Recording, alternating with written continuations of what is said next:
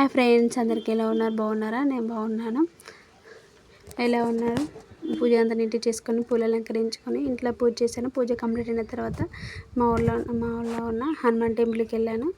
Compulsory శ్రావణంలో Hanuman దేవునికి fasting ఉంటారు. పెళ్లి కాక ముందుకైతే కంపల్సరీ మా అమ్మ వాళ్ళు శ్రావణంలో ఒక వారంలో ఒక రోజు ఫాస్టింగ్ ఉండేది. అమ్మ వాళ్ళతో కూడా ఫాస్టింగ్ ఉండి హనుమాన్ టెంపుల్కి వెళ్ళి దర్శనం చేసుకునేది.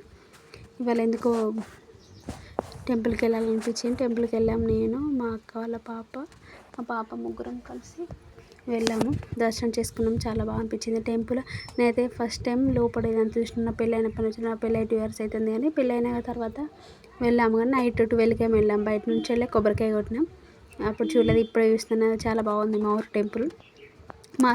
ఇది అంటే ఇక్కడ ఉండం కదా మేము, అందుకే ఇవన్నీ పోము.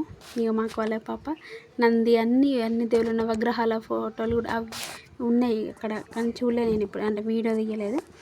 మా పాప చూడండి కొబ్బరి ఒక్క తింటుందట. పోయి డోర్ కూడా ఇస్తుంది. చాలా మంచి అనిపించింది. గుడికి వెళితే చాలా ప్రశాంతంగా అనిపిస్తుంది. అక్కడికి అక్కడ హైదరాబాద్లో ఉంటాం కానీ వెళ్ళాం, ఎందుకంటే మా ఆయన తీసుకోపోడు. మా పాప చూడండి ఎంత క్యూట్గా ఉండదో. 2 pics దిగాను చూడండి. నాకు చాలా బాగా అనిపించింది. మా వీడియో నచ్చితే లైక్ చేయండి. బాయ్ మరి.